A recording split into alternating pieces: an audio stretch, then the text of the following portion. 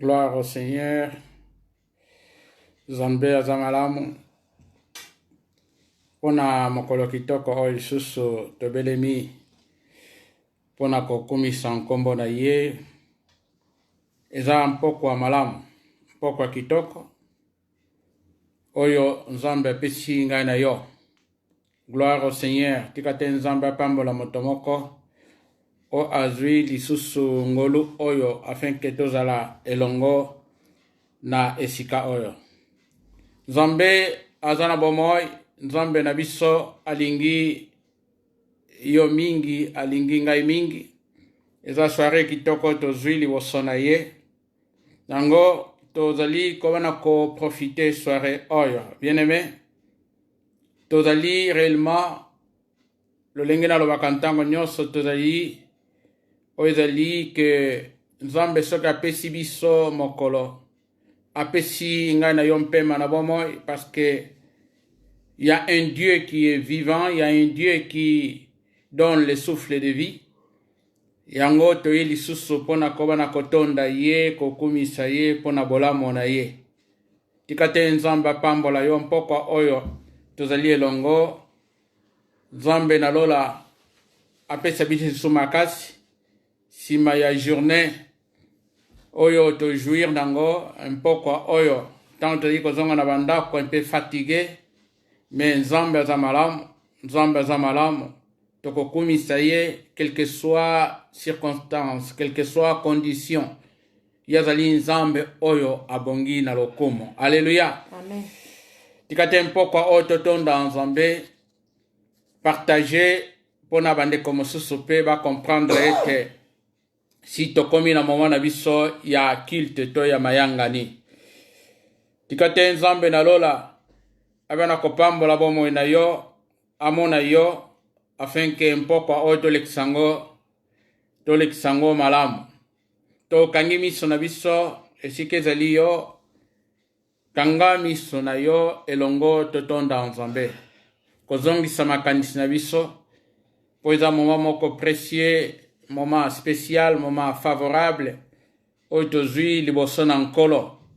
Yango ngai na yo nalingi elongo tokumisa Nzambe, elongo totonda Nzambe, topambola bolamu na ye, to reconnaître ba bienfait na ye ntango nyonso kati na biso.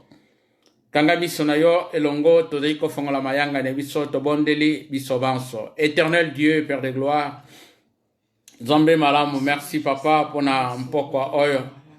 C'est vraiment ezali privilège nkolo kozango liboso na yo. Privilège o Nzambe tozwi mingi bazwi yango te nkolo. C'est pas parce que yawe Nzambe tozali malamu, non.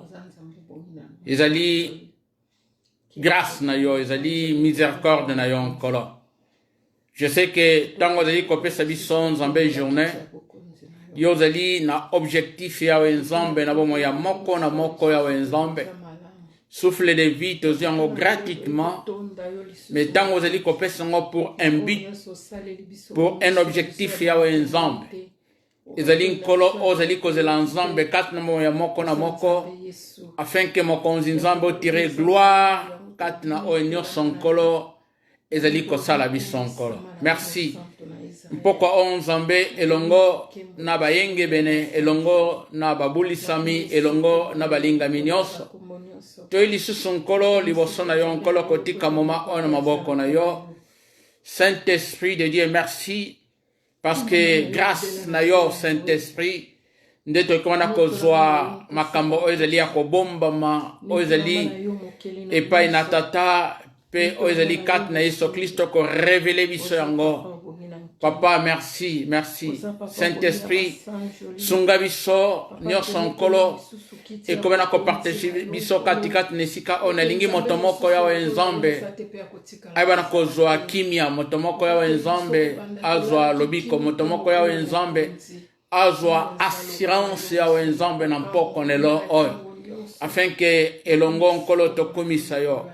Père de gloire, ba moma oyo tozikona kolekisa ezali ba moma malamu yawe Nzambe pa wapi tozikona koyoka Nzambe maloba na yo par-ci par-là yawe Nzambe na ba réseaux sociaux yawe Nzambe. C'est vrai ezali moyen oyo nkolo tozikona ko profiter nango Nzambe afin que yawe nzambe ko édifier peuple na yo nkolo, afin que yawe nzambe ko annoncer la bonne nouvelle yawe nzambe na ba oyo ba yebi yo te nkolo. Merci tozalaki lobi nzambe ba pécheur, tozalaki lobi nzambe batoto bungaki, mais nkolo yo o récupéra biso yawe nzambe, ozongisa biso nzambe na kati na libota na yo, lelo tobengami bana na yo, bana na nzambe. Merci nkolo swankembo yawe nzambe pona mpoko nelo oyo nyonso tokolekisa kati nisika oyo et dans la sous-direction ya Saint-Esprit yawe nzambe, et dans la sous-contrôle ya Saint-Esprit mon Dieu mon roi. Leka yawe nzambe ko bénir yawe nzambe ba oyo nyonso nkolo bazwi ngolu oyo kolanda to ya kozala nzambe liboso nkolo ya ba portable na bango liboso yawe nzambe, ba écran na bango yawe nzambe, lekana kofongola ba sens spirituel yawe nzambe yawe, afin que compréhension nkolo, hallelujah, non seulement yawe nzambe epai na motei, non seulement yawe nzambe epai mokonzi nzambe esika malobezi ikona kobimela yawe nzambe, mais na bayoki nkolo, afin que yawe nzambe yango ebotambuma yawe nzambe. Nazali moko oyo yawe nzambe nazwi ngolu ya koba na kotelema mpona kopartage maloba oyo nkolo, nazali moko pe nkolo na ebiete, hallelujah, motei azali yawe nzambe moyoki ya liboso yawe nzambe. Merci nkolo nalingi yawe nzambe oyo yo tie kati na motema na ngai nzambe, nazala moko oyo lisusu na kozala kotia nzambe kati na misala, zwa nkembo nzambe mpona balingami nyonso nkolo toza na bango elongo, mpe bandeko nyonso bakoba na kozwa nzambe ntango ya koba na kolanda biso nkolo, haleluya, lekana koba na ko réveiller, lekana koba na kotelimisa yawe nzambe ba onyo son nkolo bazana bolembo nkolo, ba onyo son nkolo bazali yawe nzambe kati na distraction nkolo, ba yebi tezali moma mayanga ni nkolo ta moso par distraction nkolo, ezali koba na kolekela bango nzambe tikete koba na kosimba bango yawe nzambe, ko réveiller bango yawe nzambe, afin que tozala elongo, afin que na nyonso nkolo ekoleka kati nisika oyo. Gloire ezonge pana yo nzambe malamu. Merci na sena nyonso ozali nzambe malamu, na pamboli susu nkombo na yo, na pamboli misala no nzambe kati na bomo na biso, tikate nkembo lokumu masanzoli ezonga epai na yo na nkombo na Yesu. Amen. Amen. Gloire au Seigneur, gloire au Seigneur. Jésus le roi des rois, oh, alléluia. Jésus le roi des rois, le Seigneur des seigneurs. oh, Jésus le roi des rois, oh, Alléluia. Jésus le roi des rois, le Seigneur des seigneurs. oh, Jésus l'âme cachée. Alléluia.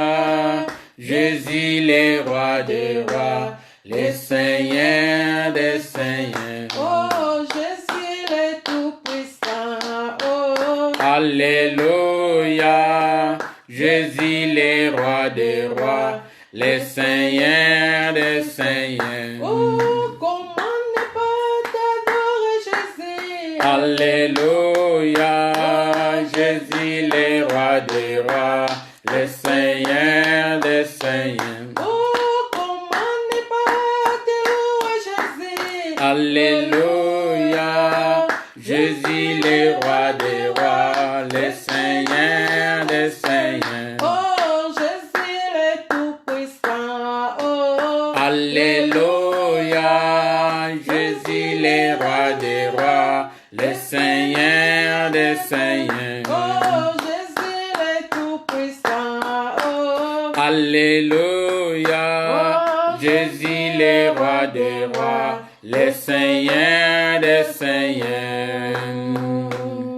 Ye mwamba ni salama, ni ye mwamba ni salama, ni ye mwamba ni salama, ni ye mwamba ni salama, Ni ye mwamba ni salama, ni ye mwamba ni salama, ni ye mwamba ni salama, ni ye mwamba ni salama. Oza nzambe na banzambe Yesu yo. Oza nzambe na banzambe, oza nzambe na banzambe, oza nzambe na banzambe. Soki tosengi okopesa shilo, Soki tosengi okopesa, soki tosengi okopesa, soki tosengi okopesa.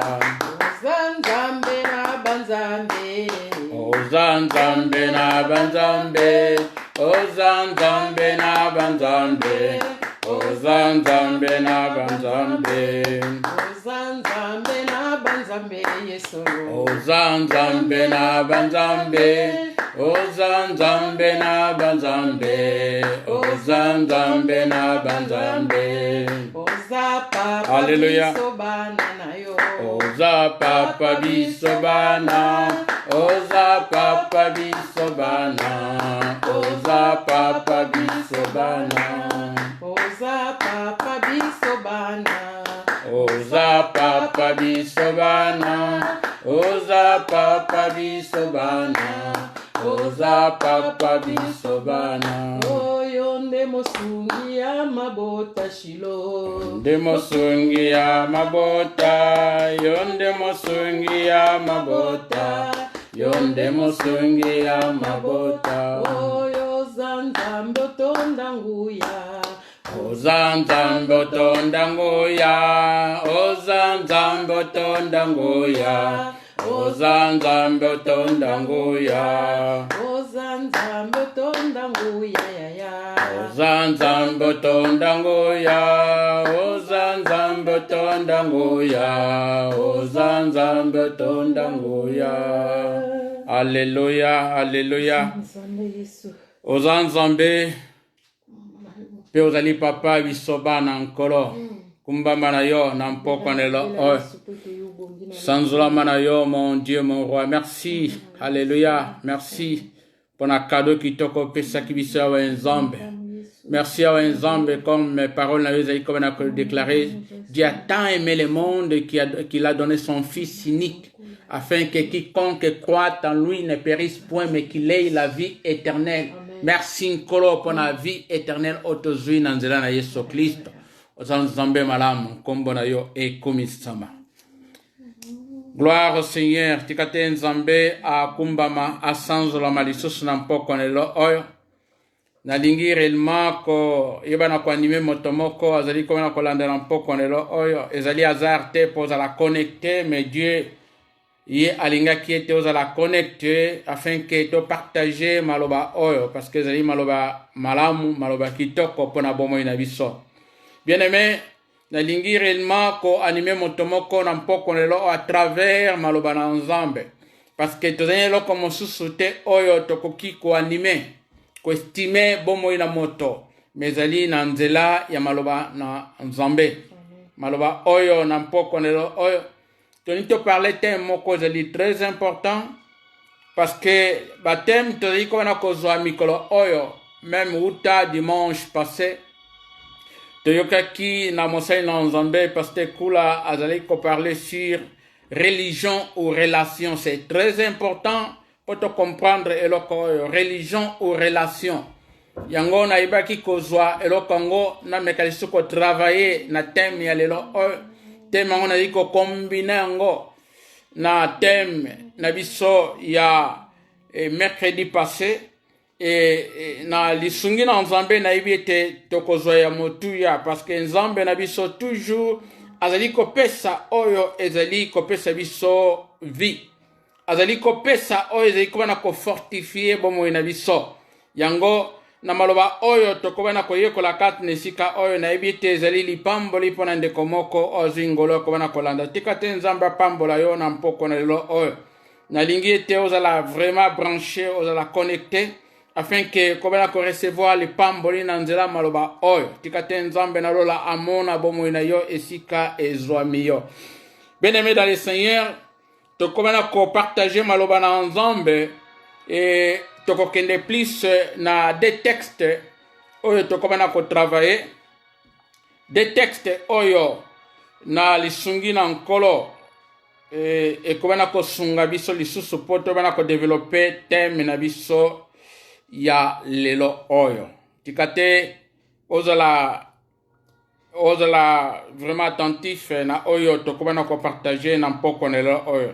Parce que mercredi passé to parlaki na thème oyo ezalaki fait de l'Éternel tes délices et il te donnera ce que ton cœur désire. Komisa nzambe akoma plaisir na yo, akoma esengo na yo, akoma délice, c'est-à-dire eloko oyo ezali délicieux.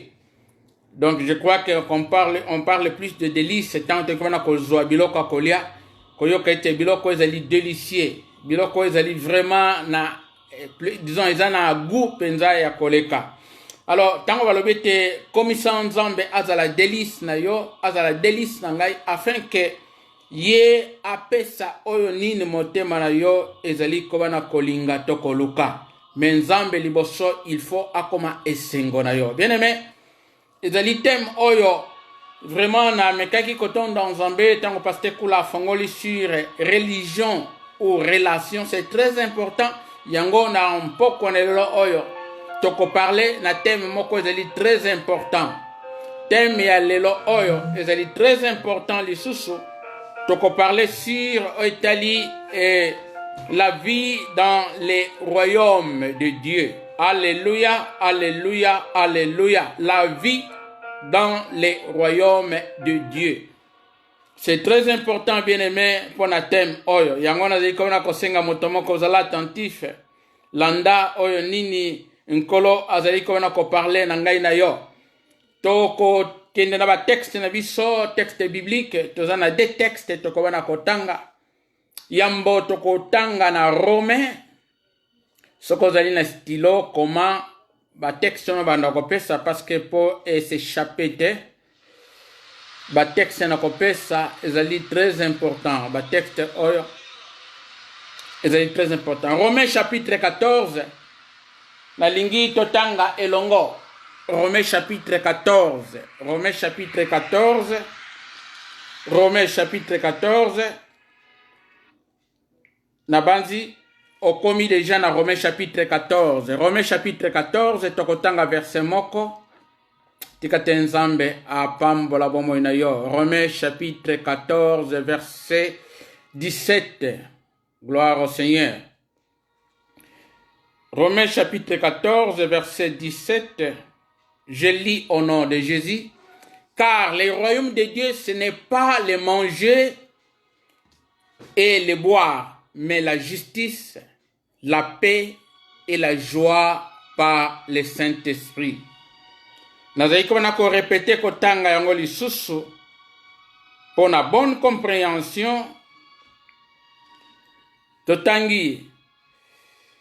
Car le royaume de Dieu, ce n'est pas le manger et le boire, mais la justice et la paix. La justice, la paix et la joie par le Saint-Esprit. Ah, tikatenzambe apambola yo. Bien-aimé, thème oyo, na lingi to connecté ango, pardon, lecture auto celle na Romains 14, na lingi to zwali susu ya Matthieu, na Jean, pardon, Jean chapitre 18, gloire au Seigneur. Jean chapitre 18, Nabanzi ozui elongo na ngai tokotanga na yo. À partir du 33e verset, Jean chapitre 18, verset 33 à 36. Je lis au nom de Jésus. Pilate rentra dans le prétoire, appela Jésus et lui dit, es-tu le roi des Juifs? Jésus répondit, et c'est de toi que tu dis cela, ou d'autres te l'ont-ils dit de moi? Pilate répondit, moi, suis-je juif? Ta nation et les principaux sacrificateurs t'ont livré à moi. Qu'as-tu fait? Verset 36. Mon royaume n'est pas de ce monde, répondit Jésus.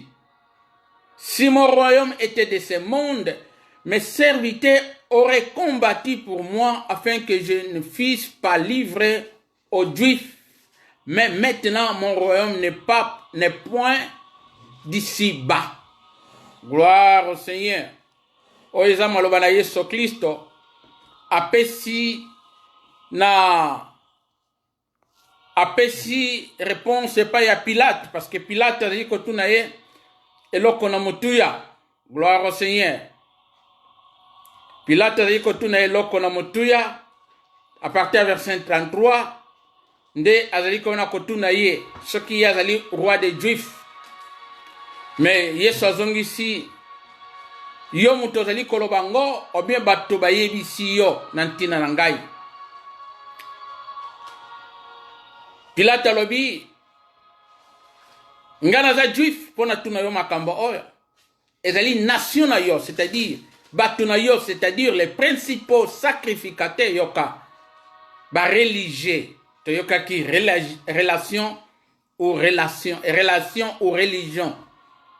Ba sacrificateur, ba principaux sacrificateurs, ba religieux, bangonde ba livré, ba teki Yesu Kristo. Yango azali kotuna Yesu Kristo. Kati fe, yo salaki nini po ba teka yo. Mais Yesu azongisi, royaume na ngai eza ya mokili oyo te. Soki royaume na ngai ezalaki ya mokili oyo, mes serviteurs aurait combattu ba serviteur na ngai, ba sali na ngai, balingaki ba bundela ngai po nazala livré te epai na ba yuda epai na ba juif. Mais maintenant mon royaume ne point d'ici bas. Sikoyo royaume na ngai eza na se na mabele oyo te. Alléluia. Donc je crois que texte oyo des textes ya Romains chapitre 14 verset 17 P. Jean Ototangi chapitre 18 33 à 36 toko serre ba texte oyo pour la bonne compréhension la ligne vraiment au serre ba texte oyo. Et puis il y a certains versets na kobanda ko pesa lisusu po eba na ko sunga ngai na yo. T'aimes te parler ezali la vie dans le royaume de Dieu. La vie dans le royaume de Dieu. T'aimes na biso lelo oyo. Bien-aimé, nabanzi eloko moko ndenge na ziko na kozonga ko parler sur ezalaki thème lisusu ya mercredi passé. To parlaki sur osala nzambe akoma délice na yo, akoma esengo plaisir na yo. Pe ya kopesa oyo ezali mposa ya motema na yo, bien-aimé. Alors mpokwa oyo to soirée oyo nalingi vraiment ko animer moto moko ete kotalisa yo na ntina na vie na kate na royaume de Dieu. Mais Yesu Christ a déclaré parce que il y avait un problème et c'est qu'il trouve à comprendre katikati nesika oyo. Problème oyo ezalaki sérieux parce que Yesu Christ to moni kat nesika oyo ye azali moto oyo bazali kotuna neti kochola ye kosakana na ye epai na ba sacrificateur ba memie jusqu'à ce que ba kangisa ye epai ba autorité civile. Alors toikona komona ete na sena nyonso e Yesu Kristo ayebaki kotel sabango oyo ezalaki solo kotel sabango te bokonzi na ye bokonzi oyo ya yeli ezali ya mokili oyo te. C'est-à-dire esengeli to comprendre te Yesu Kristo azalaki pe apesemelaki oyo etalaki bokonzi. Bokonzi na ye ezali nini? Bokonzi na ye ezali bokonzi na nzambe. Bokonzi na ye ezali bokonzi oyo nga na yo esengeli to participer. Mena lini na sunga moto moko na mpoko na lelo oyo. Tikate nzambe na lola apambola bomo na yo. Le royaume de Dieu. C'est qu'on a qu'à parler ezali nini parce que na Romain va définir en bien côté il s'agit sur royaume de Dieu ezali nini. Romains chapitre 14 est tel ici sur le royaume de Dieu et tel ici sur ezali koliate ezali komelate. C'est-à-dire il faut comprendre déjà réponse à Yesu Kristo. Alors vite royaume na ye eza ya mokili oyote. Alors, avant à Romain, apôtre Paul a dit comment était le royaume de Dieu, ce n'est pas les manger, ce n'est pas les boire, mais plutôt, ils allaient justice, l'ensemble, la paix de Dieu et la joie par le Saint-Esprit. Yangonde babengi royaume de Dieu yango nde ezali bokonzi na Nzambe. Haleluya. Tikate Nzambe pambola yo bien-aimé. Bokonzi na Nzambe ezali kolia te, bokonzi na Nzambe ezali komela te, mais ezali la justice, la paix et la joie par le Saint-Esprit. Nalingi o comprendre loko nini oyo tokona ko partager katikati na esika oyo. Bien-aimé, tozali komona ete mingi kati na biso tokona ko comprendre que lelo oyo mingi tendance ezali ya kobana ko dévier message, tendance ezali pona kobana ko talisa makambo na Nzambe, ezali makambo moko neti tolingi to profiter nango, mais ezali bénédiction pona biso. Ndenge na lobaki mokolo mosusu, makambo oyo ezali na kati na biso, mais c'est-à-dire makomi esalini ezali kobana ko révéler yango, c'est-à-dire ezali kobana ko bimisa yango, parce que biso tozali na kati na biso. Bible lobite celui qui est en vous est plus grand que celui qui est dans le monde. C'est-à-dire celui qui est en vous, il s'appelle Jésus. Amen. Il s'appelle la parole de Dieu. Alléluia. C'est-à-dire makomi ndenga apôtre Paul azali kolobete bino boza makomi afin que mokili etanga na travers bino. Témoignage na yo, témoignage na ngai yango bato bakotanga oyo nyonso ezali na kati na ngai esengeli ebima, parce que oyo ezali kati na ngai yango tokona kotala katikati na esika oyo. Mais na kati na royaume oyo nalingaki to comprendre loko moko ezali très important, parce qu'il y a toujours un commencement, il y a un début. Ebandeli ezali. Alléluia. Tikate Nzamba pambola na kati na royaume oyo Yesu Christ lobi ete pardon, apôtre Paul a lobby et pas Romain, le royaume de Dieu, ce n'est pas le manger, le boire. Alléluia. Mais ezali la justice, ezali la paix, la joie par le Saint-Esprit. Tikate Nzamba mona yo. Nalina na faire comprendre yo. Comment mutoriko comprendre ete royaume na Nzambe a komi pembeni to azali na kati na royaume de Dieu. D'abord, il y a un début, il y a un commencement. Lolenge nini moto akoki kokota na kati na royaume oyo. Lolenge nini moto akoki kokoma participant na kati na royaume oyo. Ba religieux bazalaki. Jean chapitre 3, soko bandi kotanga histoire ya Nicodème, oko comprendre ngo malamu. Nicodème, tu comment a été un docteur de la loi. Moto oyo aibaki mibeko, moto oyo aibaki soi-disant Nzambe, makambo na Nzambe. Mokolo moko na butu ayeki koluka Yesu Kristo. Kotuna ye motuna moko oyo. Yesu aibaki komema ye impenet na comme c'est un peu ridicule, c'est-à-dire aibaki kosala neti kosala ye ko jouer ye un peu. Nicodème aye kotuna Yesu Kristo. Maître, nasala nini pona hérité, c'est-à-dire pona kota na bokonzi na likolo. Yesu Kristo alobi na ye na yo moto ozali docteur. C'est-à-dire makambo na Nzambe, makambo ya vie éternelle, la vie dans les royaumes. Ezali intellectualisme te, ezali mayele na moto te pona kokota na kati na royaume de Dieu. Mais réponse na Christ ezalaki 6 facile pour nous comprendre. Jean chapitre 3.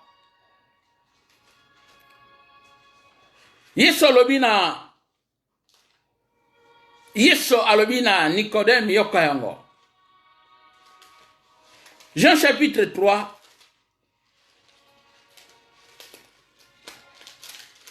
Nabanzi okomina isika yango. À partir du verset 5, à partir du premier verset, Jean chapitre 3, Jésus, dans verset 5, à partir 4, Nicodème lui dit, comment un homme, peut-il naître quand il est vieux? Peut-il rentrer dans le sein de sa mère et naître? Ndengeni moto, o akomi mobange, akota lisusu, na libumu ya mama na ye po abotama. Jésus, dans verset 5, Jésus répondit, en vérité, il y a solo, je te l'ai dit, si un homme n'est né d'eau et d'esprit, ce qui il ne peut entrer dans le royaume de Dieu. Alléluia. Amen. Dans verset 6, ce qui est né de la chair est chair, ce qui est né de l'esprit est esprit. Verset 7, ne t'étonne pas que je te dis, il faut que tu naisses de nouveau. Et singeli obotama mbotama nasika, c'est-à-dire qu'obotama na molimo, c'est très important. Naître dans la parole, naître de la parole. Kobotama na mai, pe kobotama na molimo. C'est très important. Yango ezeli kobotama toko salama mbotama nasika, la nouvelle naissance. Yango ezeli condition pour na moto ko participer na kati na royaume de Dieu. Alléluia. Bien-aimé, na lingi kotelisa yo ezeli thème moko très important le royaume de Dieu autre qu'on a kotala parce que ezeli eloko moko esengeli yo oyeba yango. Esengeli moto moko ayeba yango. Ezali aussi responsabilité tozanango pour na ko na kotelisa na mokili na ntina na royaume oyo ya nzambe. Makambo oyo toikona ko vivre le présent et koleka bien-aimé. Le système actuel est koleka. Mais ce qui est important, pe oyo kotikala, ezali oyo ya ensemble, parce que ya ensemble ezali éternel, ezali libela na libela. Alléluia. Ya ensemble ezali libela na libela, c'est-à-dire ezali koluka ete bisoto annoncer le royaume, bisoto talisa ete bokonzi na ensemble ezali koya. Mais naba oyo ba yambi Yesu Christ, naba oyo ba naître de nouveau, ndenge Yesu Kristo ayeba kotalisa baye kolina ntina na prière. C'était ozalaki important pona koloba na bango bosenga kaipa na nkolo, boloba kaipa na tata. Ete bokonzi na nzambe, to volonté na nzambe. Et salema na se lolenge ezali na likolo. C'est-à-dire volonté na ensemble ezali ko salema kaka na kati na oyo ezali royaume. Na oyo ba oyo déjà bazali na kati na royaume, ba oyo ba saisir les sali, ba oyo ba biki sami. Bangonde bazali ba participant ya ko vivre volonté na ensemble na kati na bomo ina bango ezali azarte. Ezali eloko moko te ezali pona koyeba ba verset belé, pona koyeba ce qui ba chapitre belé. C'est bien koyeba ba chapitre belé, koyeba ezali malamu mi koyeba ba verset. Mais ce qui est important, ezali naître de nouveau parce que ma commis ba pharisien, ba sadducéen, ba yeba ki yango koleka Ancien Testament. Mais ba koyi ko sonder époque, ba koyi ko comprendre te o azali ki liboso na bango Yesu Kristo. Yende azalaki la vie éternelle. C'est ainsi que Nicodème azalaki na problème pour à comprendre nantina bokonzi na likolo. Alléluia. Bien-aimé, nalingi ko anime motomoko pona kotel sayete esengeli oyeba nantina bokonzi na likolo.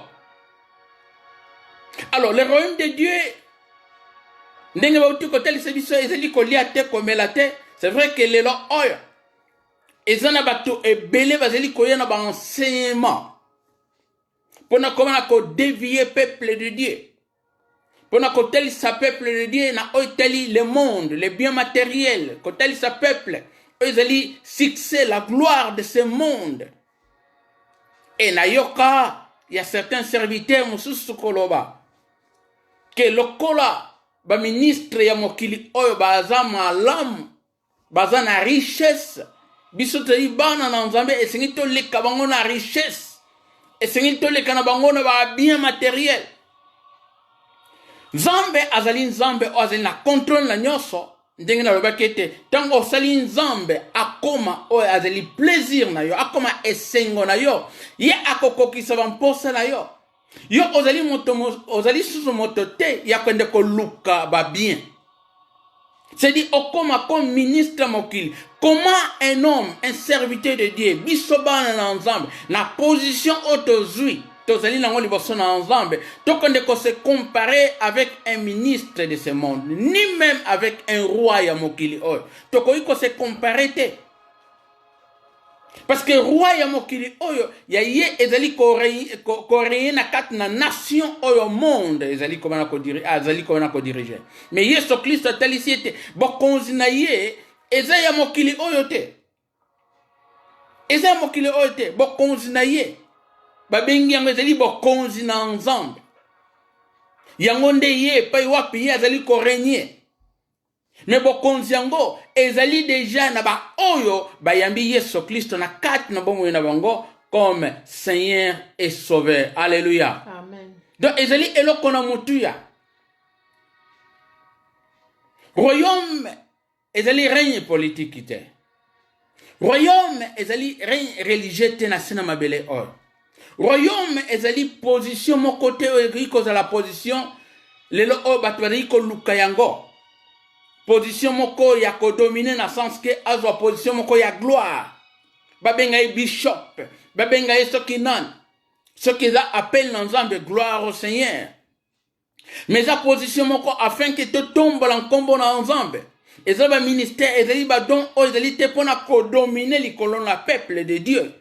Mais ezali pona ko luka ko relever ko tombe la peuple de Dieu. Était comme na stature, na niveau ya Yesu Kristo. Alléluia. Mais biso te ko lukate position moko dominante. Parce que bokonzi na biso zelite likolo na moto oyo nzambe asali na elilingi na ye. To ko dominer te, mais biso te ko dominer na kati na royaume. Biso to ko zwa position na kati na royaume afin que to comprendre te position na biso, position na yo ezali likolo. Alléluia. Ezali incomparable. Tu peux comparer en côté na o ezali position ya mokili oyo, bien-aimé. Tu peux se comparer te bien-aimé. Na batu ya monde. C'est-à-dire moto nana comprendre te azali nan. La vie dans le royaume de Dieu ezali vie moko supérieure, ezali vie moko likolo. Même les tribulations que y a, même les persécutions que y a, on peut comprendre la joie, parce que le royaume de Dieu consiste, et la joie, et la paix, et la justice. Alléluia. Tango moto azana biloko wana, abandiko pasina biloko wana, justice na nzambe likolo na bomo inayo. La joie de Dieu na kat na bomo inayo. Parce que Nzambe a commis ses plaisirs et sengo na yo. O komonete motona aza moto e sengo. Même azali koleka na souffrance, motona azali kowena ko seka, azali ko sepela. Mais batu bakoki komona yo za moto liboma, mutuna yo za sala malamu te. Comment yo ozali ko souffrir, mais ozana joie, ozana esengo, eloko moko ekati esengo na yo te. Même dans son travail, si kadeli ko sala tango so komona mutona zona esengo, mais musala on est dur, mais mutona parce que la joie de l'Éternel yango zeli force na ye. Alléluia. Amen. Bien-aimé, nali ko encourager motomoko. Et c'est la condition oyo, et c'est ngili moto à naître de nouveau pour o comme participant na kati na royaume oyo. Et zeli ko sala bison pas comme ba serviteur. Ezali kosala biso mpasi comme bana na nzambe. Koyoka ti lelo oyo bana na nzambe position na bango ezali position moko bazali nan ko lutter contre ba démon. Bazali ko lutter nano kotalisa yete bango bazana no affranchi te nano bakangola mate. Bien-aimé. Na éviter ce qui Bible na yo eza différent na Bible na ngai. Parce que moto ayambi Yesu Kristo, il a comme participant, il y a nature divine. Il y a à côté na kati na bon Nzambe, il y a à côté na kati na royaume de Dieu. C'est différent avec les royaumes de ce monde, bien-aimé. Le royaume de Dieu, c'est la paix, la justice, la joie par le Saint-Esprit. Et ça na makambo mingi oyo nalingi po yo ocomprendre yango na mpoko na lelo oyo esengeli ocomprendre biloko oyo bato nyonso te oyo baza na babien na monde oyo parce que olingi kose compare na ministre olingi kose compare avec bato oyo bato ya succès ya mokili oyo tokoki kose compare na bango te parce que bango ils ont l'argent mingi na bango bazwa gloire ya mokili oyo mais baza na kimia te alléluia baza na kimia te baza na esengo te soko lingi comprendre makambo oyo soko kei par exemple na bamboka na biso lelo oyo zali komona ete monde ya occultisme ekomi makasi bato bazali koluka ba numéro magique pour ba gagner facilement mais bien aimé soko tuni témoignage ba vie ya bato wana bazali ba malheureux kozanga yeso ezali mutu wana azali malheureux bien aimé akoki kozala la Mercedes azali rouler mais alala kampongi na kimia te parce qu'il n'a pas la joie il n'a pas la paix de Dieu justice na nzambe eza te likolo na ye azali moto moko azali abandonné bien que ozali komona ye azali kosepela na voiture na ye mais na kati na intérieur na ye parce que le royaume de Dieu eloko ezali koya komema na vie ya moto c'est très important tant la paix de Dieu ezali na kati na moto wana quand la joie du Saint-Esprit ezali na kati na moto wana akokoma tranquille parce que na kati na ye le royaume de Dieu ezali kosala na kati na moto sima nango ezali kona kose manifester libanda haleluya moto azali na kati na royaume de Dieu azali moto moko te oyo lelo oti lelo o alala kampongi te pona nini trouble na butu ti lelo oyo moto wana alelaka bandoto ye mabe bazali kofina ye mais moto wana nana naître de nouveauté moto wana nana azui par na héritage ya basanto te alléluia toza bato moko esengeli tozwa par toza na héritage ya basanto bazali koparle na biso yango tokotanga yango elongo na Colossiens chapitre 1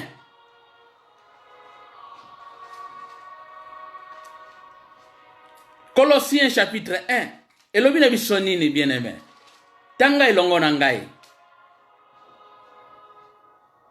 nalingi otanga elongo na ngai Colossiens chapitre 1 à partir du 12e verset rendez grâce au Père Colossiens chapitre 1 verset 12 tokotanga ngo tina 14 rendez grâce au Père qui vous a rendu capable d'avoir part à l'héritage des saints dans la lumière. Alléluia. Tozongisa matondi, grâce et pas ensemble, à rendre biso capable, à capacité biso, pour tout ça, pour tout ça, par na héritage et à santo. Alléluia. Et dans verset 13, qui nous a délivrés de la puissance des ténèbres. Alléluia, voilà. Il nous a délivrés de la puissance des ténèbres et nous a transportés. Alléluia, dans les royaumes du Fils et de son amour. Les royaumes de Dieu. Yoka. Oyo, akende ko délivrer biso. Mais cela qui rachat na un Pierre, bazali ko parler. Rachat, akende ko somba biso. Akende ko siko la biso, ko kango la biso. Na puissance ya ténèbres.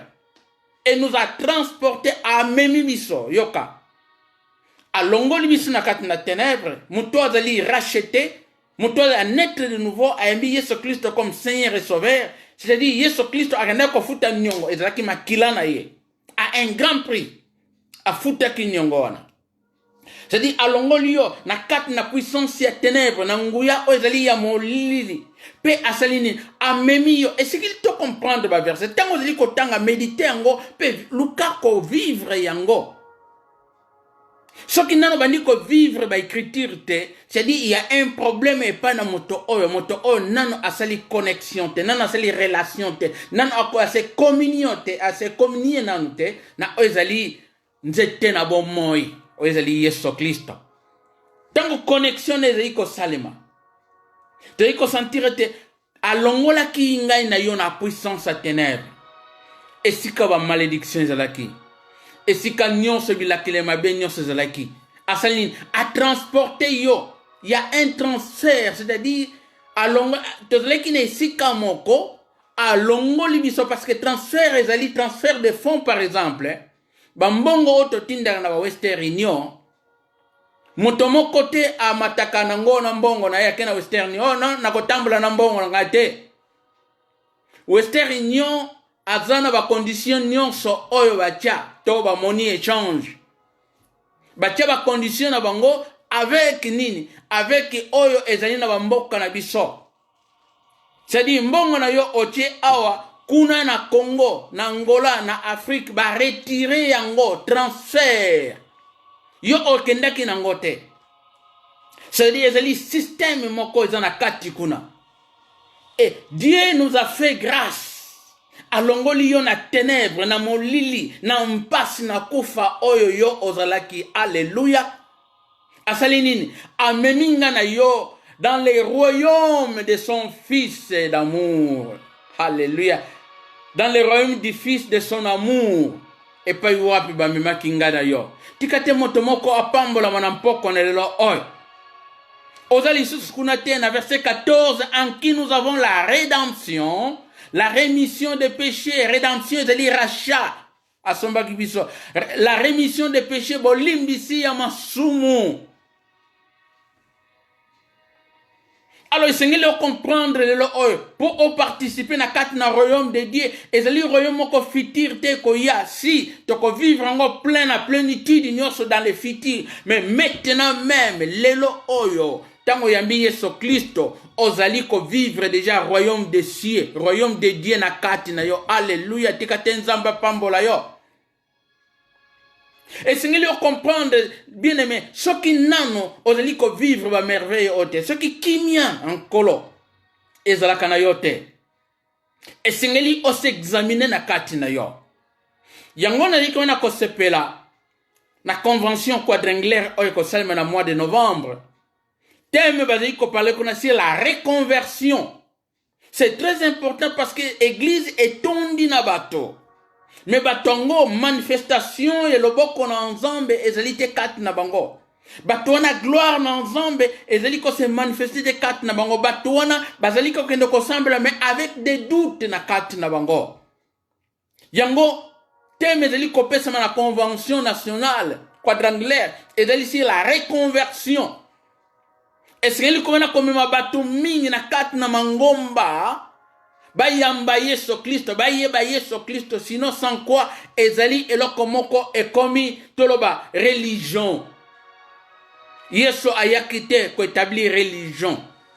Yesu Kristo ayaki ko établir royaume, les fils, les filles du royaume, bo vivre la plénitude de Dieu. Loboko na nzambe na kati na biso. Alléluia. Amen. Tikate nzambe pambola yo bien-aimé. Ezali ko salanga esengoti na zali ko partager maloba oyo.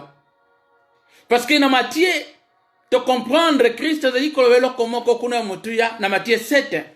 Tu bi verset oyo. Ezali ba oyo nyonso te bali ko loba nkolo. Totanga ngonano. Batango baza na église. Batango baza banane bato babenga ka ba chrétien. Mais 7:21, Elohim n'a biso. Ceux qui me disent, Seigneur, Seigneur, n'entreront pas tous, yoka, dans le royaume des cieux, mais c'est lui-là seul qui fait la volonté de mon Père qui est dans le ciel. Ba oyo nyonso te balobaka nkolo bakokota na bokonzi na likolo. C'est-à-dire batuwana déjà lelo oyo. Présentement, titre de Kolobaete, avant que ba vivre, bazanga ko vivre royaume futur, bo konzenze likoya, lelo oyo déjà, bazali nanu ba participante. Moi ba participer na héritage ya ba sainte élite. Bien aimé, et c'est de comprendre ta terminologie biblique. Tozali ba participant. Ya oyo ezali héritage na ensemble, c'est-à-dire richesse na ensemble. Na Romain, na Colossiens aussi, ezali ko parler biso. Je crois na Éphésiens. Éphésiens tout à l'heure, Éphésiens, ceux qui n'a, mais je ne me trompe pas. Et Éphésiens chapitre 1, na verset 3, verset auto ebiango malamu. Tobana na verset 2, Éphésiens chapitre 1, verset 2 à 3, que la grâce et la paix vous soient données de la part de Dieu, notre Père, et du Seigneur Jésus-Christ. Béni soit Dieu, le Père de notre Seigneur Jésus-Christ, qui nous a bénis de toutes sortes de bénédictions spirituelles dans les lieux célestes en Christ. Alléluia. Amen. Est-ce que tu veux comprendre le Congo? En Christ, nous sommes bénis de toutes sortes de bénédictions spirituelles. Yoka, ce n'est pas n'importe quelle bénédiction, mais les bénédictions spirituelles. Ça n'a rien à voir, ça n'a rien à envier, aucun quoi envier. Oh, ils ont la bénédiction matérielle, la bénédiction ya mabele oh, parce que oh yobiso to zoa, ils ont plus les bénédictions spirituelles, ils ont au-delà des bénédictions physiques, matérielles. Alors parmi les bénédictions, alléluia, oh yo, à naître de nouveau. Oh, azu par un héritage, parmi les bénédictions, la paix, la joie. Alléluia. Yé esingili à vivre yango. La justice de Dieu. Yango c'est très important. Yesu Christ dit koloba. Dans Matthieu chapitre 6 verset 33. Cherchez d'abord le royaume de Dieu et sa justice. Alléluia. Cherchez d'abord, Matthieu chapitre 6, verset 33. Cherchez d'abord le royaume de Dieu et sa justice. Et le reste vous sera donné par-dessus. Alléluia. Tikatenzambe apambola motomoko na mpoko lelo. Le reste. Oyo batu bali ko bundana ko luka. Mais yo ozali ko zwango. Gratuitement, si facile, les restes, d'abord le royaume de Dieu. Na kat na royaume de Dieu et si kande ko sala nzambe a komi délice na biso, ya a komi plaisir na biso, ya a komi esengo na yo, ya a komi esengo na biso. Tango zeli ko kote na mabonde li assurance zeli kat na yo. Je suis fils et fille de Dieu. Alléluia. Nazali participant, nazali participante. Na ozali héritage ya basanto. Ngai pe nazali na kati. Pona jouir yango. Alléluia. Tika tenzamba pambola motomoko. Nazali kotala makomi oyo. Nabanzi motomoko azali ko comprendre esika nini royaume de Dieu. Nalingi na tirer attention na motomoko na mpoko na lo oyo. Oko comprendre la justice de Dieu, tant que na kat na bomo na moto, la paix de Dieu qui surpasse toute intelligence, puis la joie du Saint-Esprit na kat na bomo na ye, oko mona ba réaction. Na lingi total na quelques réactions. Réaction liboso to ko mona ngo na ba apôtre. Ba réaction est belé, mais na lingi ko soigner sauter. Na Actes des Apôtres, chapitre 5, tango, okobana kotanga ngo tranquillement. Kuna ezana li solo moko elekaki ya Ananias pe Safira. Toyebi li solo o malamu, Actes des Apôtres, chapitre 5, tanga ngo tranquillement. Okotanga ngo tina 16, je crois 43 kuna na soka. Li solo nyonso oyo, contexte oyo ya Actes des Apôtres, chapitre 5, et komana ko animé bomo ina yo, balobi na biso kuna, L'isolo ya Ananias na Safira comment bakufaki pona kobana kokosa le Saint-Esprit. Mwasi na mobali bakufi pona kozanga kokisa ezalaki promesse basalaki liboso na Nzambe. Bakufaki sur place. E makambo o itambolaki na Jérusalem nyonso. Pena ba ville nzinga aux alentours bayokaki makambo o ya Ananias na Safira. Balobite crainte na kobanga ekotaki na kati na bato balobi nzambe oyo tomoni ete azali nzambe oyo aza na bomoi, nzambe oyo tomoni ete nzambe moya kosakana ye eza te.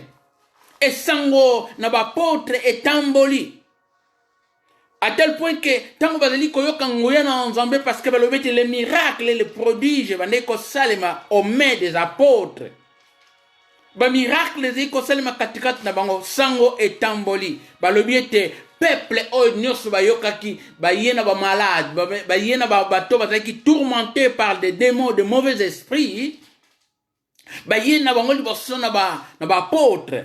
Alléluia. Na imposition des mains balobi ete tous les malades babandaki kobikisama, même les esprits oyo bazalaki possédés, les esprits ebandaki kotosa pe babandaki kokoma libre bango nyonso. Nana nina tira attention na kati na lisolo oyo. Eloko nini elekaki na kati na lisolo oyo. Tango nguya na nzambe ezali kose manifester na kati na baapôtre, zuwa esali basacrificateur. Alléluia. Zoua et sali bango jalousie. Bien aimé, il y a une chose très importante. Moto ozanga komona loboko na nzambe akomaka très jaloux ou jalouse. Na moto mosusu oyo nzambe azali kosalela comme jaloux.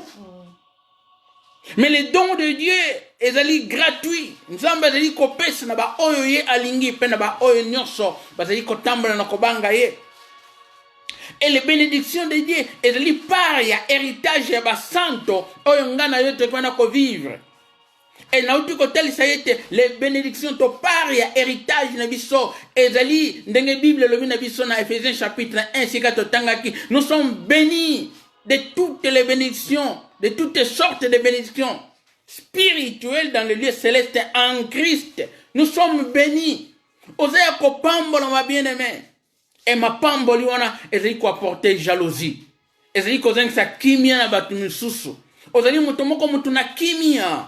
Obi ko résoudre ba problème quand il y a un problème. Oza mutu moko ozala ka agiter kimia kati na yo. Tikete kimia nkolo eba na ko umela na kati na bomo na yo. Alléluia.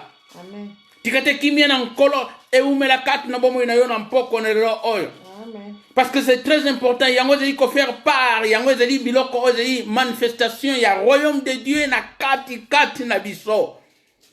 Et les sous cause la tête, mais et bandit déjà que ça la manifestation, il y a un royaume de Dieu na kati na bomo na biso. Ba koloba na bino sous ezali kuna, mais le royaume de Dieu est au milieu de nous. Ezali na kati na biso. Alléluia. Et dans l'isolo oya ba apôtre, tu dis comment était zoua et sali ba sacrificateur parce que peuple nyonso bazali ko kende kolanda ba ye koli ko yoka, ainsi dit l'Éternel. Oh nzambe bazali koloba nanzela ba ye koli.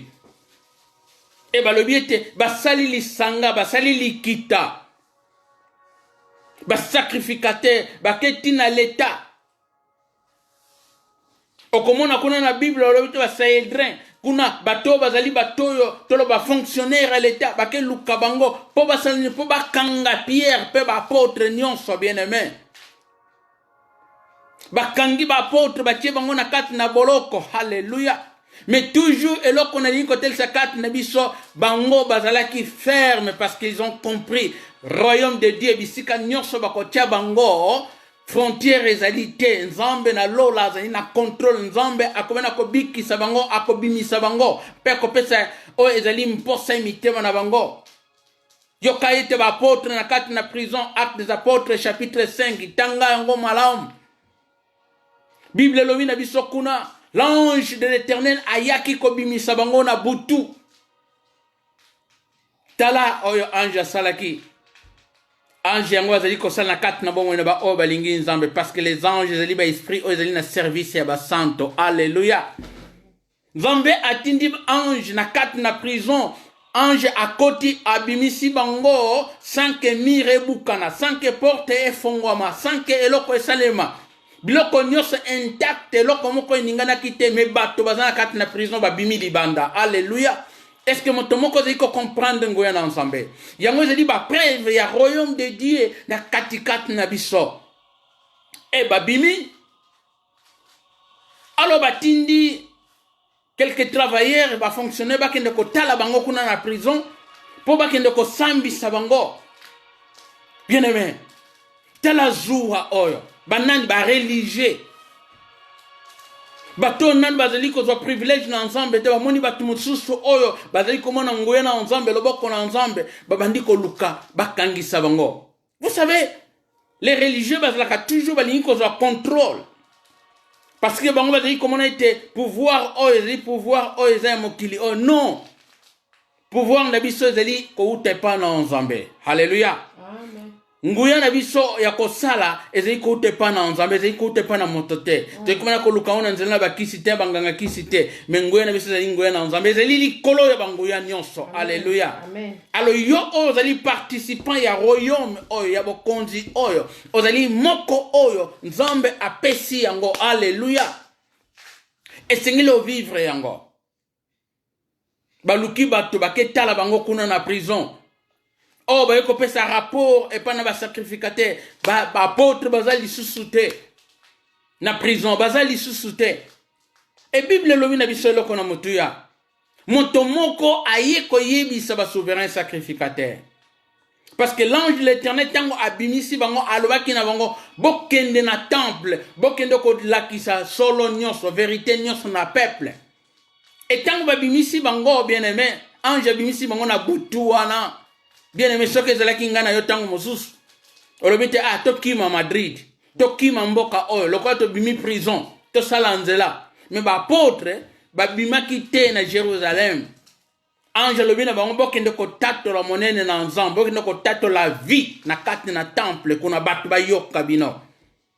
Et moto moko aye na sango epai na ba sacrificateur koloba na bango. Hallelujah. Ete bato oyo bazalaki na prison, to moni bango kuna, na moni bango kuna bazali kote ya lisusu. E batindi bato mbango bakende kozwa baye koli kuna na temple. Me bapesi ordre bobeta bango te. Bomema bango na force te, boyana bango na kimia awa. Hallelujah. Tala nzambe ndenge asalaka bien-aimé. Okomona ete baye koli baye na bango. E babandi ko sambisa bango balobite, mais nkombo oyo bino bozali koteya, nkombo oyo to pekisa ki bino na nkombo oyo. Nkombo na nani? Nkombo na Yesu Kristo tango mosusu yo zali komona ko sakana na nkombo oyo. Nano comprendre valeur ya nkombo oyo te. Bango ba pekisi bango nkombo oyo to linko yoka ngote bino kaka nkombo na Yesu to pekisa ki bino na nkombo oyo boteya lisusu te. Bapôtre na Pierre bango nyonso balobite tondi melanani toto sanani bino ototo sanzambe parce qu'ils ont compris le royaume de Dieu. Bango bazali batu ya royaume na nzambe bakobanga autorité oyo mokili oyo te. Alléluia. Est-ce que tu as comprendre le royaume oyo? Yango la vie dans le royaume de Dieu, essayez de comprendre ngo vie wana. Vie wana ezali comme en mouvance. Tout cela en mouvement. Na koyoka volonté koyoka mongongo na nzambe koya mpeto kona kosala selon volonté na nzambe ezali efficace bien-aimé. Bango balobi te tokoki kotosa nzambe obito tosa bino biso tokotosa nzambe. Tala na Actes des Apôtres wana nazali koloba kati na biso na verset ya suka totangi on a Actes des Apôtres chapitre 5 elobi na biso boye.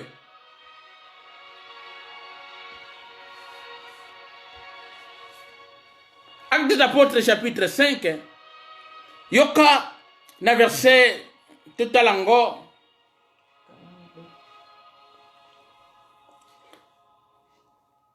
tous à partir à verset 40. À partir du verset 40 yoka Actes des Apôtres chapitre 5 à partir du verset 40 ils se rangèrent à son avis et ayant appelé les apôtres ils les firent battre les vierges wana kuna na kati kuna tamba zo sambisa bango babeti bango fimbo kuna sikoyo. Ils défendirent, il leur défendirent de parler au nom de Jésus et ils les relâchèrent. Donc babeti bango na lisusu fimbo pe bapekisi bango bateya na nkombo na Yesu Kristo sima nango basenini batiki bango.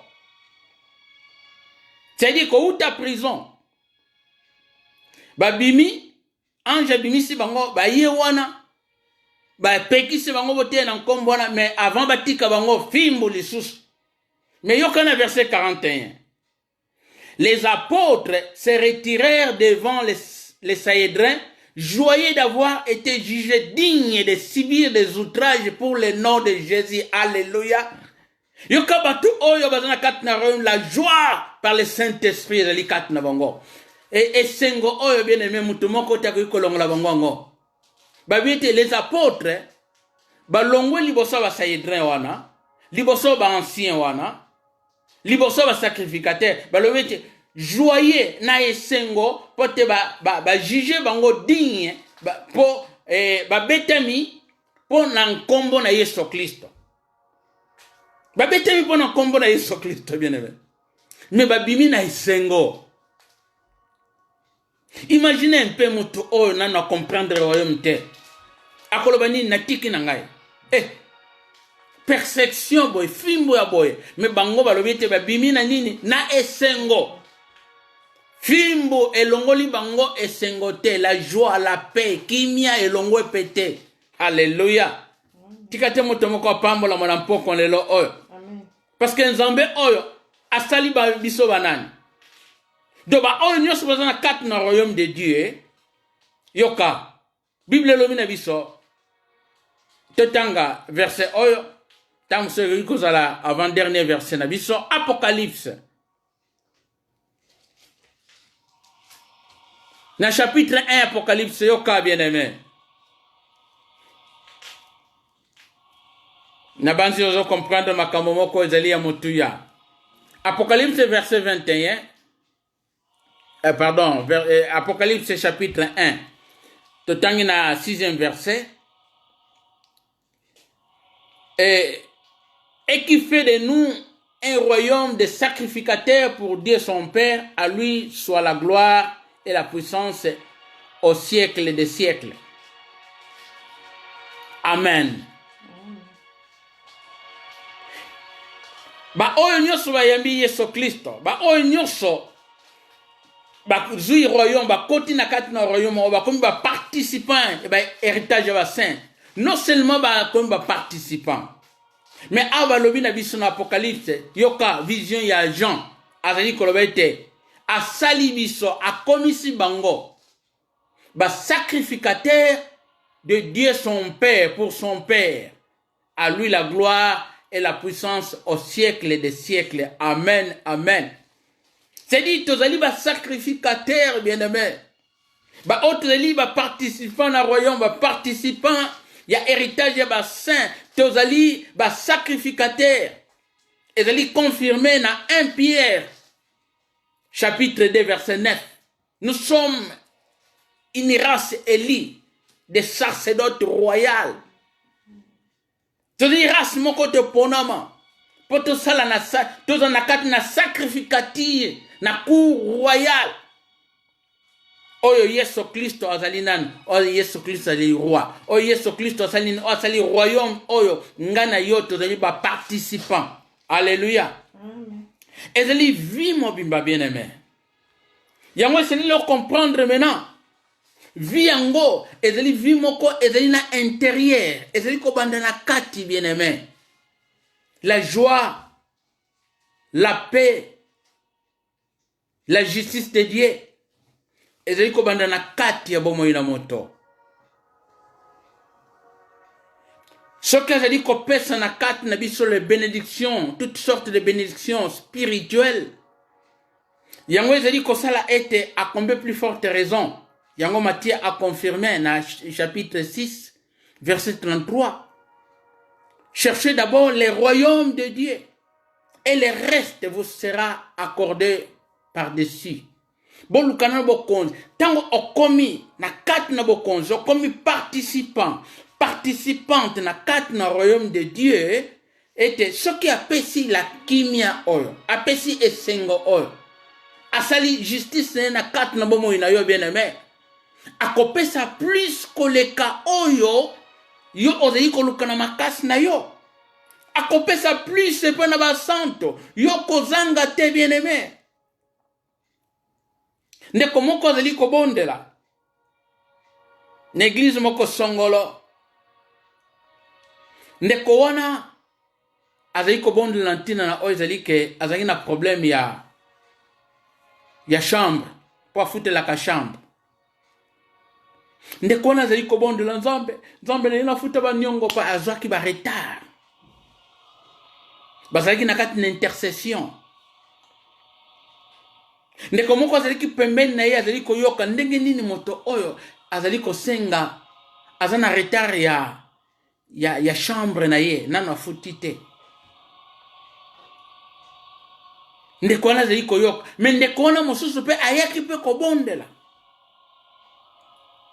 me ndeko wana ayaki kobondela c'est un homme d'affaires donc azali kointercéder mpe na nzambe parce que esengeli asigné contrat moko oyo bamillion me akendeki nano na makolo na kristo mpona kotalisa situation na ye oyo homme d'affaires oyo ntango azali koyoka frère wana azali kobondela naza na retard ya chambre asimbi ye yebaka ntango oza na mabondeli moto aye kosimba yo okosusumuka mwa moke ndeko wana asusumuki atali ndeko wana atuni ye mabondeli ozosala niongo retard ya kombi oza nango ye alobi te naza na retard ya 3 mois nano nafuti chambre te alobi ete kata libondeli wana kotungisa su nzambe te na libondeli wana koluka mbongo ya chambre abandi kosala nini alobi yaka abandi kotangela mbongo 1 mois mbongo 2 mois ya 3 mois afutili mbongo ya 3 ans abitika tika kotungisa nzambe sikoyo na libondeli wana ozwi ya 3 ans bondela likamo mosusu bien aimé essayez de comprendre ete il y a des fois tango moto a comprendre grandeur na nzambe mabondeli mosusu eza mabondeli ya kosalaka te halleluya est-ce que toza na kati na royaume bien aimé c'est-à-dire tozali bato moko neti ya kokelela parce que nani to comprendre te volonté na nzambe na kati na bomoi na biso alors que nzambe alingi ase manifester royaume wana elingi esengeli ese manifester na kati na biso mais ezali kobanda nanu esengeli la justice de Dieu, la paix et la joie du Saint-Esprit. Ezali biloko esengeli eza na kati na biso. Nzambe ye abanda kosala na kati na biso, na intérieur na biso, simanango libanda parce que muto zali na kimia. Na kati na ye, muto zana esengo na kati na ye. Okomona muto wana aza mutakolela lela te. Muto wana zali kotamna na confiance na nzambe. Muto zali koloba ete lelo oyo nazali traverser situation oyo ata nazali traverser persécution difficulté mais nayebi te nzambe aza na ngambo na ngai alléluia amen tika te nzambe apambola yo la vie dans le royaume okosanti kimia na kati na yo nalingi koatire moto moko attention to comprendre grandeur ya nzambe oyo toza na ye nzambe na yo aza nzambe monene mais yango na uti y a une condition na kat l'église ce n'est pas que tout le monde va dire que Seigneur Seigneur mais mingi nano babiki samate mingi bazana na posa bayeba nzambe parce que sans cela batona babanda kolela lela batona ba komi charge na kat l'église parce que jusque là mingi bazana ba religieux nano ba jouir relation te communion ezate nzambe nano komi plaisir na bangote bien aimé. Ce qui nous a commis plaisir, bien aimé, on comprendre. Alléluia. Qui m'y a ensemble. Eze ko surpasser intelligence nyonso. Mutazali koloba ete mutoto comprendre kaete. Comment mutoyo azaka ka mutumoko na isengo. Comment mutoyo azaka mutumoko a se confier ka toujours koloba ete ye abanga parce que ayebi nzambe na ye. Na lingi na mpoko lelo oyo. O comprendre nzambe nini oza na ye. Alléluia. Amen. Notre Dieu est grand. Notre Dieu est puissant. Biso zai bato moko o Seigneur to sala confiance na nzambe wana. Yango la vie à royaume. Et Seigneur o comprendre c'est très important. Na banzi trampo kon le lo oyo. Même moto zai koleka na problème moko ya maladie. Mais posa ya moto wana. Ton posa na yo ezeli kisi moko boete. Même posa na yo ezali était la joie par le Saint-Esprit et ton du samanakati na yo. ozana mposa ete molimo mo santo aya kotondisama atondisama yango apôtre Paul azali konime église. Soyez remplis du Saint-Esprit. Soyez remplis du Saint-Esprit. Soyez remplis de l'Esprit de Dieu. Otondisama na molimo mo santo. Otondisama na molimo mo santo. Tango ekoya kotondisama na bomone eko se déborder ya ndeko na ngai. Kiango ko banda kopesa kimia na kati na yo. Ezali kopesa sens ya vie. Ozali ko comprendre te ngana za mutu mosusu. Biso toza batu mosusu. Nzambe atindaki biso pour une mission na sena mabele oyo. Mais yo oza ya nzambe. Oza mutu moko ya kwenda kolela lisusu te na lalaka te. Mais pourquoi olalaka te ti lelo oyo? Parce qu'il y a un problème na kati na vie na yo. Soko yamba Yesu Kristo. Mais il y a un problème to atango mosusu. Nanu yo otiki via masumu te. Oko comprendre grandeur, valeur et royaume te. La vie dans le royaume de Dieu. Oko comprendre en te bien aimé. Oko umela na kati na église. Toko umela na kati na église. Toko na ko bunda bunda. Mais na lingi ko avertir yo na mpoko na lo oyo. Vie ya royaume de Dieu. Ezali vie moko. Ezali super. Eza vie moko ezali ya koleka, ezali kolo bien aimé. Ata tribulation ata mpasi. Mais moto wana esengo kimia na kati na ye. Yango ezali kosala bomoto, yango ezali kosala ye. Parce que ayebi nani asalaki ye. Ayebi nani azali nzambe na kati na bomo na yo. Tikate nzamba pambolo yo na mpoko na lo oyo. Na lingi ngai na yo tomona ko bondela so na mpoko na lo oyo. Tobondela ndeko na ngai. Parce que sengo ton semi na motema na ngai. Ponde komoko comprendre le message en poko na lelo oyo. Lelo oyo même na mabondeli na yo. Essayez comprendre le royaume de Dieu. Ezali lobite ezali lelo oyo. La joie, la paix. La justice de Dieu na kati na biso. La joie du Saint-Esprit na kati na biso. Ozali mutakolela lela lisusu te. Kimia na kati na ndako na yo. Tikete kimia na nzambe. Ewa na kuumela. Pe monte sama na kati na bino. Na nkombo na Yesu Kristo. Yo oyo ki message oyo. Le lengi te partager katikati nesika oyo. Je sais que le Saint-Esprit Yé ayebi azali le meilleur interprète. Pour qu'on interpréter message oyo et comme na kati na yo. Je sais que le Saint-Esprit aleki na kopambola bomo na yo. Ozali kolela. Kolela te. Tu as confiance n'est pas dans Nzambe. Luka oyeba la vie ya royaume de Dieu. Ezali nini. Kozala na Yesu ezali nini bien aimé. Kanga misu na yo. Soki situation moko ezali ko na ko déranger yo.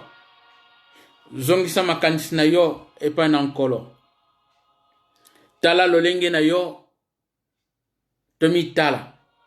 Lolenge ni tozali liboso na Nzambe.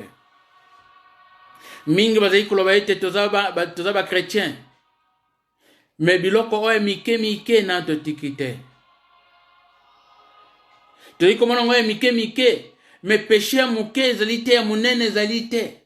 Yango ezali obstacle, yango ezali barrage liboso na yo. Yo ezali mwana ya royaume de Dieu, mais ndenge ni ezali ko parvenir ko frauder. C'est trop bas, eza trop bas.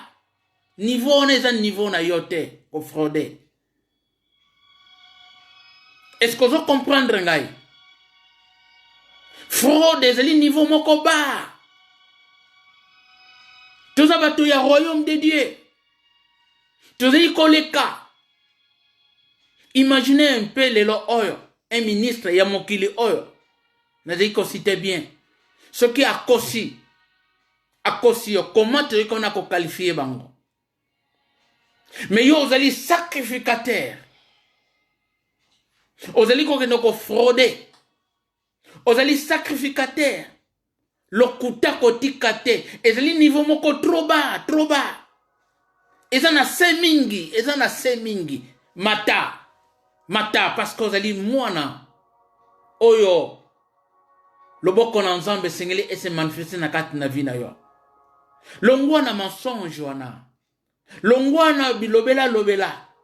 kosangana na bato mosusu o bazali koloba makambo na mpamba bien aimé longwa kuna longwa bima na masolo wana ozali mutu wa masolo wana te ozali mutu moko ko participer dans de grandes choses ba vision minene o nzambe bongisi na ntina na ngai na yo les projets à former na ntina na ngai na yo ezali projet de bonheur de paix longwa na biloko ya mike wana ezali makambo oyo ezali soni mpo na biso parce que papa abengeli biso na nzela wana te bima na fraude bima na mensonge bima na kozanga kofuta baniongo bima na biloko wana bima tikata nzamba pambola yo bien-aimé me nayebi ete ya mutuya oyo epesemeli yo na mpokonelo oyo yango teni tobondela nkolo asunga yo na mpokonelo oyo bondela royaume de Dieu eza la recherche ya ngai na yo ntango nyonso eza na makambo mingi ezali ya kobomba makuna ebele balobi te tozali baparticipant ya héritage ya basante tozali baparticipant héritage ya basante ezali nini c'est toutes les bénédictions spirituelles ezali mpona yo ezali mpona biso bien-aimé me tolongwa na makambo oyo mokili ezali kokanga biso kanga miso tobondele longo na yo tika te nzambe na lola amona mposa motema na yo mpe akokisa ngo na nkombo na Yesu Kristo de Nazareth yambo na biso kobondela azali nzambe azali kosonde mitema mpe makanisi ayibi makanisi na yo ezali nini ayibi mposa na yo ezali nini esika ezali yo ozali komona kosenga mpo na nzambe atalisa yo richesse trésor ya royaume oyo toza nango ezali royaume moko inébranlable eninganaka te ata mopepe eye tozali ferme na kati na royaume oyo ozali moto mpamba te olongwe na kati na ténèbre oza na kati na royaume ya lumière ya Yesu Kristo tika te nzamba pambolo na mpokonelo oyo tika te maloba oyo ezwa esika na bomoi na yo tika te yango etonga bomoi na yo yango epesa kimia na bomoi na yo yango ebana kotombola yo comprendre lisusu koyeba kosala volonté na nzambe na kati na bomoi na yo tobondeli Père de gloire nzambe malamu merci nkolo mpona maloba oyo merci lisusu yawe nzambe parce que yo olobi na ngai lisusu yawe nzambe nazalaki kanale yawe nzambe kobimisa maloba oyo nkolo mais nazali édifier yawe nzambe mposa na ngai yawe nzambe na comprendre na connaître davantage le royaume de Dieu parce que na kati na royaume nous voyons c'est le royaume du fils Yesu Kristo yende azali mokonzi na kati na biso ye azali seigneur pe sauveur na biso haleluya royaume oyo yawe nzambe ezali lelo oyo deja na kati na biso royaume oyo yawe nzambe tenu ko vivre ngo nzambe kati na biso yawe nzambe oya ko comprendre yawe nzambe identité na kati na royaume yawe nzambe ya kozala mosika yawe nzambe na notion oyo masumu na oyo nyonso nzambe bokesene yawe nzambe tokozala mosika nango yawe nzambe parce que ozali Alléluia, royaume biso ezali ya lumière esika bosolo ezali vérité na yo la parole ezali kona kongenga. Merci papa pona moto moko alandi na mpokonelo oyo. Yawe nzambe na yebi ete yo yebi mposa na yenkolo soki ezali yawe nzambe kotungisama na nzoto maladi yawe nzambe dikate nzambe lobiko kokota na nkombo na Yesu Kristo de Nazareth. Kimia na yo nzambe kuumela katikati likolo na yenkolo. Dikate nzambe oyo ezali koma na kotungisa bomo na ye nzambe soki ezali nzambe situation nzambe na kati na libota na yenkolo. Haleluya tikete mpole na yo nzambe. Haleluya kongengisama nzambe a partir na yenkolo mpe kokota na kati na libota na ye lolenge makomi elobi ete si tu crois, tu verras la gloire de Dieu. Et si tu crois, tu seras sauvé, toi et ta famille, Yahweh Nzambe. Merci Nkolo. Pour n'importe oyo Nkolo. Merci Nkolo. Parce que quelle richesse, Yahweh Nzambe. Yo obengeli biso pe on pesi biso Yahweh Nzambe. Tu dis, participant Yahweh Nzambe. D'abord, il y a nature divine Nzambe na kati na biso. Pe tu dis, participant Yahweh Nzambe. Il y a héritage nyo son Nkolo oyo ba santo oyo. Oyo ba ki Nzambe ko réservé na ntina na biso. Na nkombo na Yesu Kristo yawe nzambe. Haleluya tikete kimia na yonkolo. ebana kovanda na mitema oyo ezali ya jite nkolo. Haleluya. Ndeko moko yawe nzambe na mpoko lelo oyo ayoki maloba oyo yawe nzambe. Oyo agitation yawe nzambe na nzela maladie ezali kotungisa epesa kimia na nkombo na Yesu Kristo ya Nazareth. Tikate guérison oyo ebana kose manifeste na nkombo na Yesu Kristo ya Nazareth. Tikate yawe nzambe maloba oyo yawe nzambe bokonzi na likolo yawe nzambe. Haleluya. Epesa bomo yawe nzambe na ba oyo nyonso nkolo bazalaki haleluya découragé fatigué yawe nzambe. Yango ezali mai nzambe lolenge mai na mpion nzambe komena kosimba mitema na nzambe. Haleluya. Lolenge moko liloba na yo nkolo tango ezali kokota nzambe na mitema yawe nzambe ezali kona kopesa kimia nzambe o mokili ezali kopesa te yawe nzambe. Merci nkolo. Merci pona maloba oyo yawe nzambe. Mpokwa oyo nzambe kimia na nkolo komela nzambe na kati na libota na yo. Ba oyo nkolo nzambe wazingonga tia kozana biso yawe nzambe tikate maloba oyo yawe nzambe à travers ba video nzambe tango bakoyoka nzambe message o nzambe yozali nzambe olobeli biso nzambe na yebi zali nzambe o koloba na bango yawe nzambe tikate nzambe kokota nzambe na kati na royaume oyo yawe nzambe koyamba Yesu Kristo nzambe comme Seigneur nzambe pe o azali sauveur na biso yawe nzambe et moni sama nzambe. Influence oya Kristo kat na boy na biso ezala manifeste au nom de Jésus-Christ de Nazareth. Kimia na onkolo e monisama kimia na onzambe kat na mabota nyonso na nkombo na Yesu Kristo. Ozali nkolo mokonzi pe mobikisi na biso. Oyo ndeko moko nzambe akotombola nzambe mongongo na nkolo. Pona kosenga nzambe eloko nzambe liboso na nkolo. Yawe nzambe yozali kotala motema oyo ezali ya kotutisama yawe nzambe. Tikate na mpoko na lope butu na lelo yawe nzambe. Mingi yawe nzambe bazonga na kati na makolo na yonkolo. Ba oyo nzambe négligence koteki kati na bango yawe nzambe. Ba ite bazali ba fils ba fille ya royaume de Dieu yawe nzambe. Royaume oyo yawe nzambe ezali royaume moko nkolo ezali inébranlable ezali incomparable yawe nzambe na royaume mokili oyo yawe nzambe. Royaume oyo yawe nzambe ezali incomparable na richesse mokili oyo yawe nzambe. Royaume oyo yawe nzambe ezali incomparable nzambe na kimia oyo ezali komona nzambe na mokili oyo yawe nzambe. Merci, merci. Zwana nkembo. Zwana lokumu nzambe na ngai masanzoli ezonga epana yo. Na nkombo na Yesu Kristo. Ozeli nkolo. Pe mobikisi na biso. Amen. Amen. Amen. Tikate nzambe. Apambola bomo ya motomoko. O aibikola biso na poko nelo oyo. Kimia na mabota nyonso. Ebana kolanda bino kuna bozwami na nkombo na Yesu Kristo. Amen.